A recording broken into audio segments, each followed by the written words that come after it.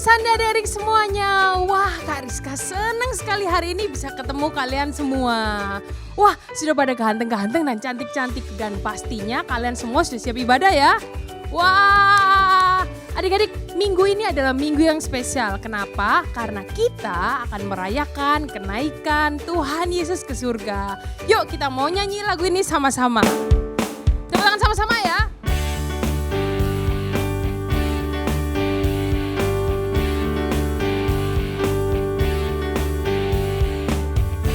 Ku tinggikan namamu, ku naikkan pujian bagimu. Kau ada di hidupku, ku bersuka kau selamatkanku. Kau datang ke dunia, beri jalanmu, kau rela disalibkan, tebuskanku. Kau kalahkan maut, kan naik ke surga, ku tinggikan namamu. Kita pujikan sekali lagi ya. Ku tinggikan namamu. Ku tinggikan namamu, ku naikkan pujian bagimu. Kau ada di hidupku, ku bersuka kau selamatkanku. Kau datang ke dunia, beri jalanmu, kau rela disalibkan, tebuskanku. Kau kalahkan maut, kan naik ke surga, ku tinggikan namamu. You came from heaven to earth to show the way, from the earth to the cross, my debt to pay, from the cross to the grave, from the grave to the sky. Lord, I lift your name on high. Lord, I lift your name on high. Lord, I lift your name on high.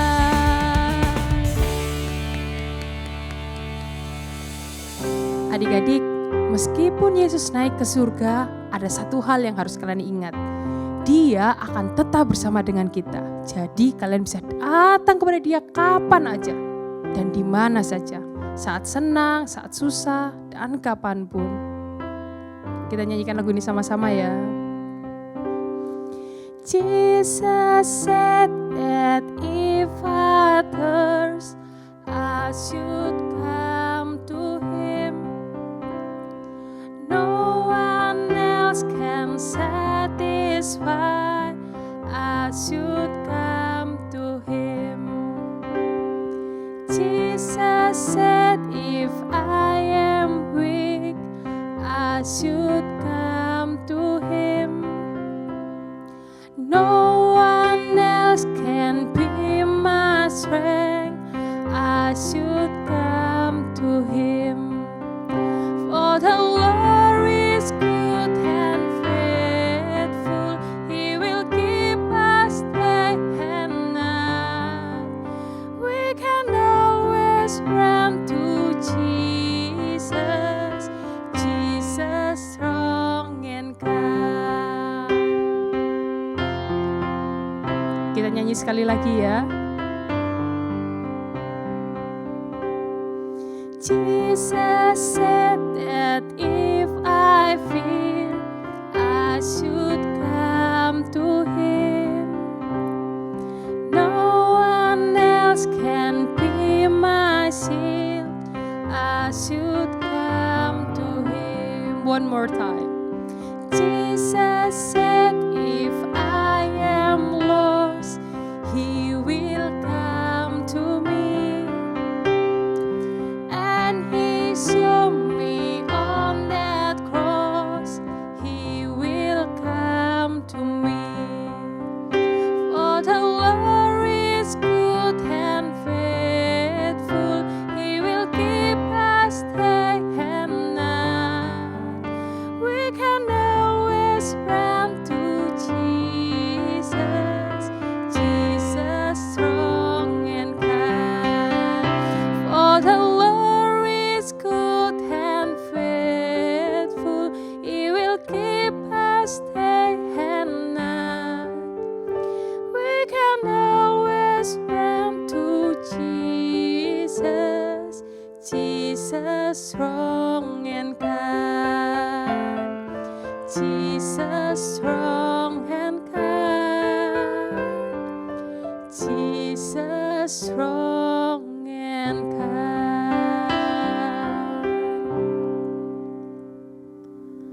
Terima kasih Tuhan untuk anugerah-Mu, untuk kasih-Mu yang selalu menyertai kami.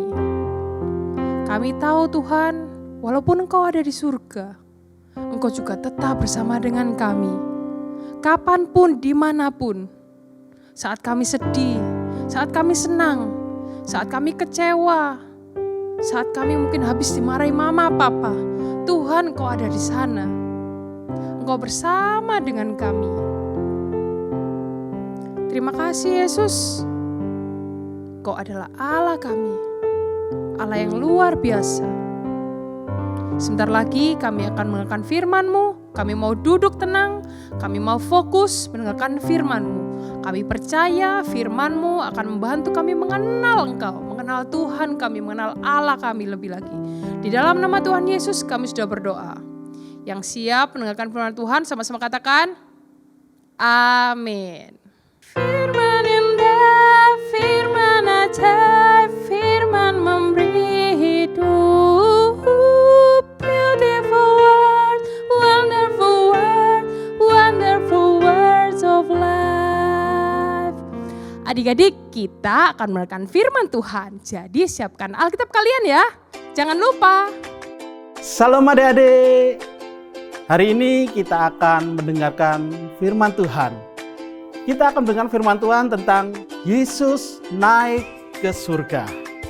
Adik-adik bisa baca di dalam Injil Lukas pasal 24 ayat 36 sampai yang 53. Tetapi kakak akan bacakan di dalam Injil Lukas pasal 24 ayat 50 sampai 53. Oke?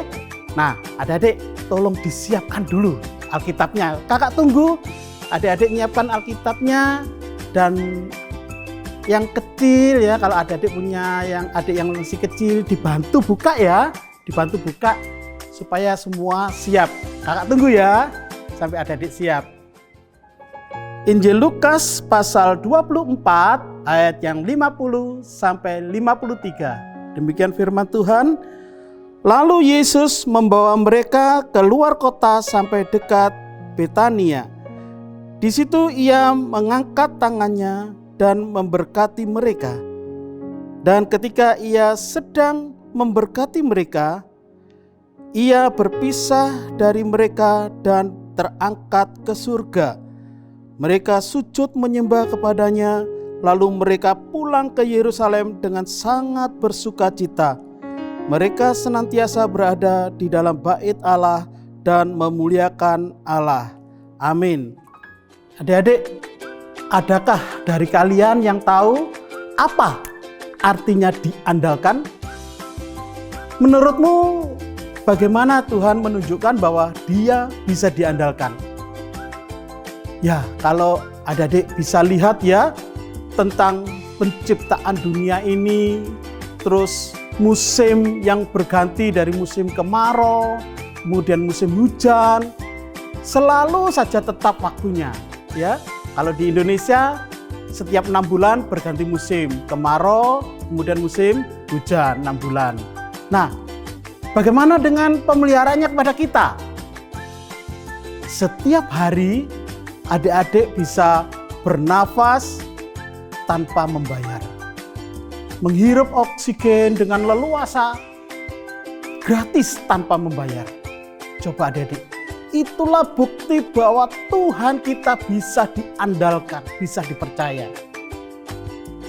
Sekarang bagaimana perasaanmu ketika seorang temanmu yang kamu andalkan ternyata gagal menepati janji?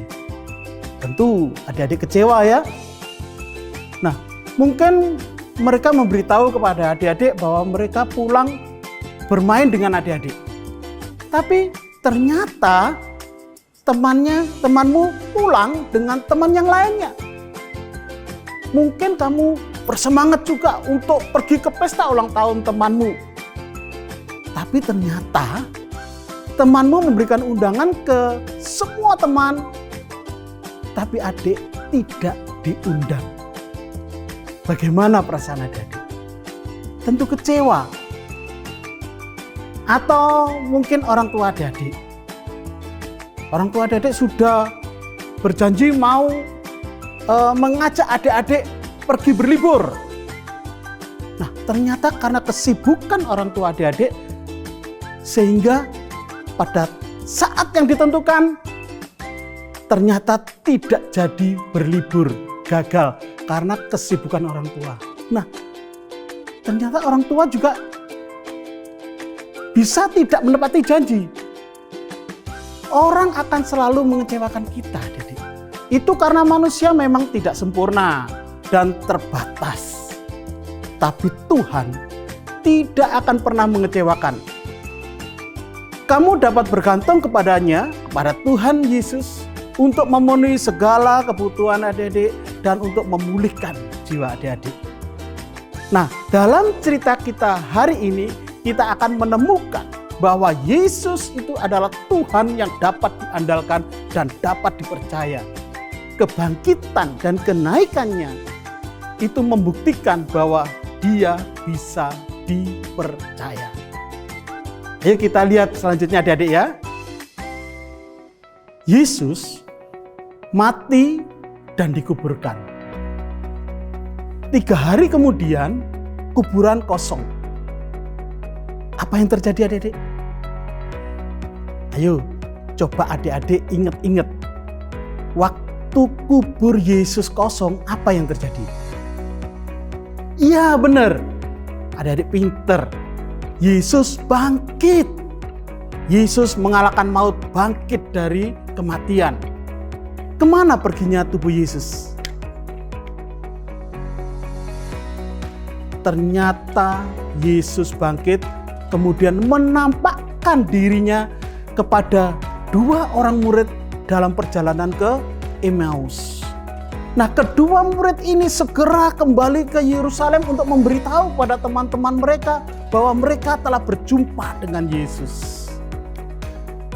Nah, sementara mereka menceritakan apa yang telah terjadi. Yesus bangkit, puji Tuhan, Yesus bangkit. Dengan gembiranya mereka memberitakan perjumpaannya dengan Yesus kepada teman-temannya. Tiba-tiba Yesus berdiri di tengah-tengah mereka dan berkata, "Damai sejahtera bagi kamu." Wah, kira-kira bagaimana ya adik-adik ya respon murid-muridnya yang lain? Mereka sangat terkejut, benar mereka terkejut adik-adik. Mereka mengira ada hantu datang, mereka melihat hantu. Tetapi Yesus menunjukkan kedua tangannya dan kakinya yang berlubang paku kepada mereka. Dia bahkan untuk membuktikan bahwa dia hidup, dia makan sesuatu. Meskipun mereka sulit mempercayai bahwa Yesus telah mati dan sekarang hidup kembali, tapi mereka merasakan sukacita yang besar dan mereka takjub melihat teman dan Tuhan mereka bersama mereka lagi. Adik-adik, mengapa para murid itu merasa takut ketika Yesus muncul? Karena mereka sulit percaya kepada Yesus bahwa Yesus bangkit, adik-adik. Menurut kalian, mengapa sulit bagi mereka untuk percaya bahwa Yesus hidup kembali? Karena murid-murid Yesus meragukan hal-hal yang mustahil bagi otak manusia. Karena di dalam otak manusia itu hal yang tidak wajar. Kalau orang sudah mati, hidup lagi. Sehingga mereka sulit percaya, adik-adik. Tapi berita baiknya itu adik-adik, semua itu bagi Tuhan tidak ada yang mustahil. Semua mungkin bagi Tuhan. Bahkan bangkit dari kematian itu hal yang mungkin bagi Tuhan. Meskipun menurut manusia itu tidak wajar, tapi bagi Tuhan mungkin. Ya. Nah, Yesus meluangkan waktu untuk menjelaskan bagaimana para nabi di dalam perjanjian lama menubuatkan kelahirannya, kematiannya, dan kebangkitan Yesus. Yesus membuat murid-murid mengerti. Yesus membuka pikiran murid-muridnya bahwa Allah telah menepati janjinya untuk mengutus seorang juru selamat. Mata para murid-muridnya terbuka dan mereka mengerti bahwa Yesus mati untuk membayar dosa dan benar-benar telah dibangkitkan dari antara orang mati. Yesus berjanji bahwa Dia akan menemui mereka setelah Dia bangkit. Nah, adik-adik, kira-kira menurut adik-adik itu hal yang mustahil enggak? Bagi orang percaya tidak ada hal yang mustahil. Memang Yesus betul-betul bangkit dan setelah bangkit Dia akan naik ke surga. Dan itu sungguh terjadi adik-adik ya. Di dalam Alkitab berulang kali dikatakan bahwa Allah menunjukkan kuasa-Nya untuk selalu menepati janjinya. Janjinya yang terbesar adalah mengirimkan Yesus datang ke dunia untuk mati di kayu salib, kemudian bangkit dari kematian dan naik ke surga, kembali kepada Bapa di surga. Dan semua janji itu digenapi oleh Yesus Kristus. Sungguh Allah bisa dipercaya dan Allah bisa diandalkan. Adik-adik, hidup kita sangat bergantung kepada Tuhan. Karena tanpa Tuhan, tanpa Dia, kita ini tidak bisa hidup. Ya, kita sepenuhnya bergantung pada darah Yesus untuk mengampuni dosa kita dan menjadikan kita ini menjadi anak-anak Allah. Nah, selanjutnya adik-adik, Yesus juga berjanji bahwa Dia akan selalu bersama-sama dengan kita semua dan Dia bisa dipercaya. Yesus menunjukkan betapa Ia dapat dipercaya dan diandalkan. Karena Yesus bisa dipercaya dan diandalkan, maka kamu, adik-adik, kita ini semua bisa bersahabat dengan Dia dan Bapa Surgawi. Dia adalah sahabat terbaik yang tidak pernah meninggalkan atau melupakan kita semua. Dan sama seperti para murid yang sudah menjadi saksi bahwa Yesus bisa dipercaya dan diandalkan, demikian juga adik-adik, kakak juga bisa bersaksi kepada orang-orang lain di sekitarmu, ya, di sekitar kita semua bahwa Yesus selalu mau menjadi sahabat kita untuk selama-lamanya. Puji Tuhan adik-adik ya. Nah, sekarang tiba waktunya Yesus untuk kembali ke surga, adik-adik. Sebelum Yesus meninggalkan para muridnya, Yesus memerintahkan agar mereka semua menunggu di Yerusalem sampai mereka diperlengkapi dengan kuasa Roh Kudus. Lalu Yesus berdoa dan memberkati mereka semua. Kemudian mereka melihat Yesus naik ke surga dan disitulah Yesus berada sekarang. Yesus tidak tinggal bersama dengan para muridnya lagi. Alkitab berkata bahwa mereka, murid-murid Yesus, sujud menyembah. Lalu kemudian mereka pulang ke Yerusalem dengan sukacita. Luar biasa adik-adik ya.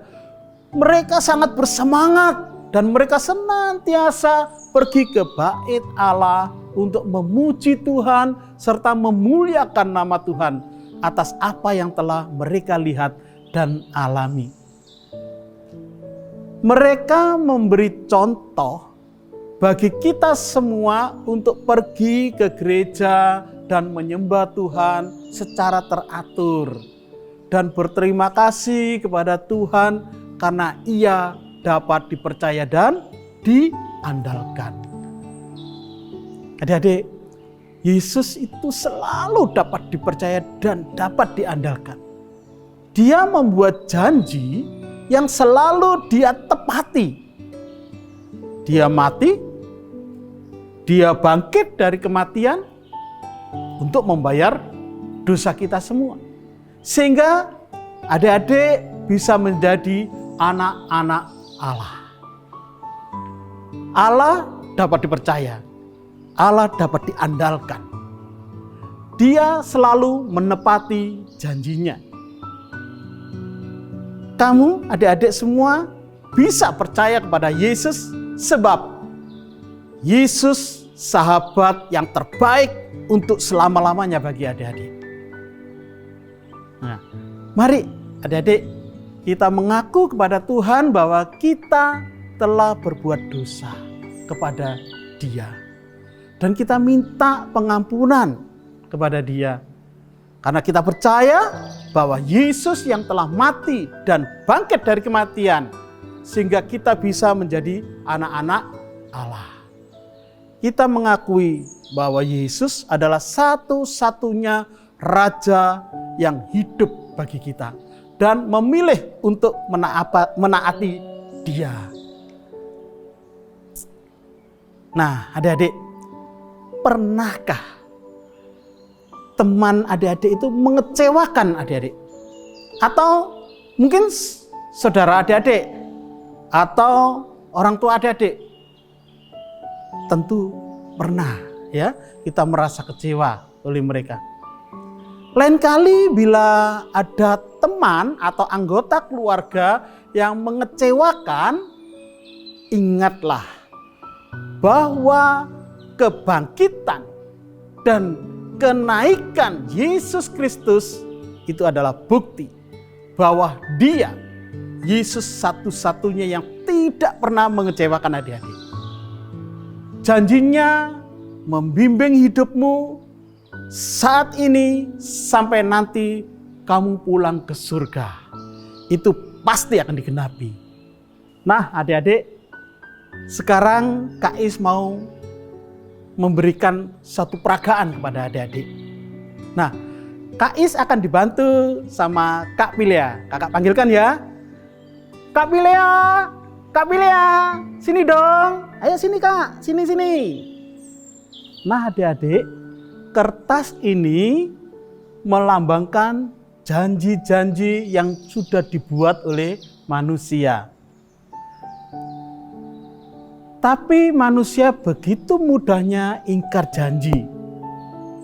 Misalnya, temanmu yang tadi sudah berjanji mau pulang bersama-sama dengan kamu, ternyata temanmu tadi pulang dengan teman yang lain. Kamu tidak diajak pulang bersama-sama. Nah, terus ada lagi temanmu berjanji mau mengundang kamu dalam ulang tahunnya. Tapi ternyata kamu tidak diundang karena kelupaan. Nah, terus orang tuamu janji mau ngajak kamu berlibur. Tapi ternyata karena kesibukannya orang tuamu lupa pada hari yang telah ditetapkan sehingga tidak jadi berlibur. Nah, adik-adik, inilah buktinya janji manusia itu mudah diingkari. Nah, sekarang adik-adik, bagaimana dengan Alkitab ini? Alkitab ini adalah firman Allah. Berita baik tentang kasih Allah yang mengutus Yesus untuk mati dan bangkit dan naik ke surga bagi kita ada di dalam Alkitab ini. Allah berjanji menyelamatkan setiap orang yang percaya kepadanya dan menyertai orang percaya melalui Roh Kudus dan nanti akan membawa orang percaya itu pulang ke surga. Nah, sekarang coba Alkitabnya dirobek. Nah, lihat, nggak bisa kan adik-adik? Janji Allah tidak pernah bisa rusak. Dia tidak pernah ingkar janji. Allah selalu dapat dipercaya dan diandalkan. Amin, puji Tuhan. Nah, adik-adik, mari kita berdoa. Bapa, bantu kami untuk dapat selalu mempercayai kepadamu Tuhan, karena Engkau adalah Allah yang selalu menepati janji. Allah yang dapat dipercaya dan dapat diandalkan. Dan ajarlah kepada kami untuk selalu dapat percaya hanya kepada Tuhan Yesus Kristus. Di dalam nama Tuhan Yesus kami sudah berdoa dan mengucap syukur. Amin. Nah, adik-adik, sekarang waktunya kita ayat hafalan. Ayat hafalan ada di kitab Injil Yohanes pasal 14 ayat yang ke-15. Kata Yesus, jika kamu mengasihi Aku, kamu akan menuruti semua perintahku. Sekali lagi ya. Injil Yohanes pasal 14 ayat yang 15. Kata Yesus, jika kamu mengasihi Aku, kamu akan menuruti semua perintahku. Now we will memorize it in English. John 14, verse 15. Jesus says, if you love me, you will do the things I command. One more time. John 14, verse 15. Jesus says, if you love me, you will do the things I command. Nah, adik-adik, sebelum kita berpisah, kakak mau mengingatkan tentang 4M. Yang pertama, memakai masker. Yang kedua, jaga jarak. Yang ketiga, mencuci tangan. Dan yang paling penting keempat adalah membaca firman Tuhan setiap hari. Sampai jumpa minggu depan. God bless.